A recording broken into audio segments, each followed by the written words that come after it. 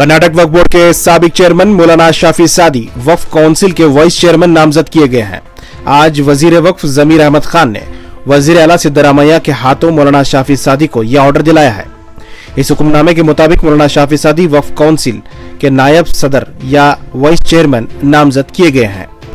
आपको बता दें, वक्फ काउंसिल के चेयरमैन वक्फ के वजीर होते हैं। मौलाना शाफी सादी वाइस चेयरमैन और चेयरमैन के तौर पर वजीर वक्फ जमीर अहमद खान ही रहेंगे।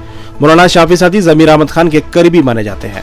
आज वजीर आला के हाथों यह ऑर्डर इन्हें मिला है। इस ऑर्डर के मुताबिक वक्फ काउंसिल की मियाद 3 साल की है, यानी वाइस चेयरमैन और कमेटी 3 साल के लिए बनाए गए हैं। आपको बता दें, जिस तरह वक्फ बोर्ड होता है इसी तरह वक्फ काउंसिल भी होती है। वक्फ काउंसिल का काम होता है कि वो औकाफी इदारों को माली ताउन यानी लोन प्रोवाइड करे।